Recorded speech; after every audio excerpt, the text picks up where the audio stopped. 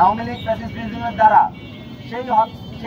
সেই হত্যাকাণ্ডের বিচার এবং আওয়ামী লীগের একটা বন্দোবস্ত আমরা চাই, স্থায়ী বন্দোবস্ত চাই।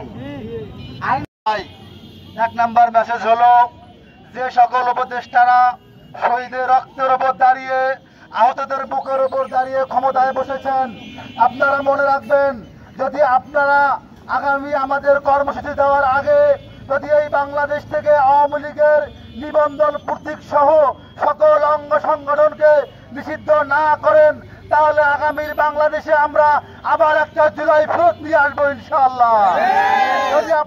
যে আওয়ামী লীগ হোলি খেলা খেলেছে তাকে আমরা কোন রাজনৈতিক অঙ্গনে দেখতে চাই না। আমরা চাই ওই খুনি হাসিনাকে উন্মুক্ত মঞ্চে আমাদের সমক্ষে ফাঁসিতে। এই অন্তর্বর্তীকালীন সরকারের চ্যানেল মহলে যারা আছেন বারবার ঘুরে ফিরে একটি কথাই আসতেছে, আপনারা ফ্যাসিস্ট আওয়ামী লীগের দোষরদেরকে একদম নিশ্চিহ্ন করা না পর্যন্ত আপনাদের দায়িত্ব শেষ হবে না। আপনারা নিষিদ্ধ করুন। আওয়ামী লীগ 16 বছর বাংলাদেশে যে স্বৈরাচার তন্ত্র চালিয়েছে, একনায়ক তন্ত্র যাকে আমরা বলি, সেটা কি বাংলার মানুষ দেখে নাই? বাংলার জমিনের মানুষ দেখে নাই? জাতীয় পার্টি দেখে নাই? বিএনপি দেখে নাই? তাদের উপর কি রকম অত্যাচার করা হয়েছে?